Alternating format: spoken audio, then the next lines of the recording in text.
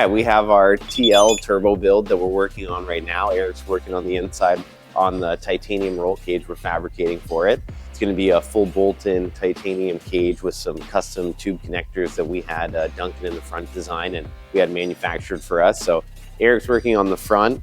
I'm under the hood working on the turbo setup itself. So far, Eric designed and I got to weld some turbo manifolds. I then continued, built the Y-pipe crossover, got the wastegate in place, the compressor cover of the turbo modified for it to be around that HKS 60 mil gate, and then started on the downpipe as well as the intercooler pipes. It's using a Guernsey Bear full billet intake manifold, which is super sick. We got it this week and got to put it on. It also has a set of 3-port P2R heads. And so with this setup, this Guernsey Bear intake manifold uses a dual throttle body design. So we designed and I built this week a semi-equal length or as close to equal length as we could get Y-pipe for the dual throttle bodies. It's dual 3-inch pie cut tie that I polished after, and it goes to a single 3.5. We just got some stuff from Vibrant today. I'm sure Jay will pan to the table with a bunch of Vibrant boxes on it.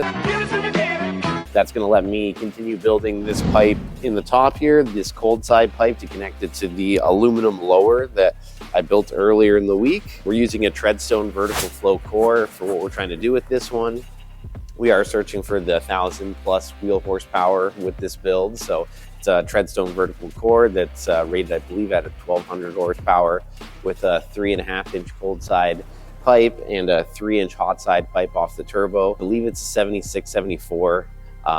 I'll have to confirm and ask Eric again. I know he took a look and saw the part number and what it was. And then again with the 60 mil HKS gate, the gate we finished building the wastegate dump tube for it this week. It's a 2.5 screamer, so that's the size of like a standard like Honda or Miata exhaust. So definitely another big pipe to put in there.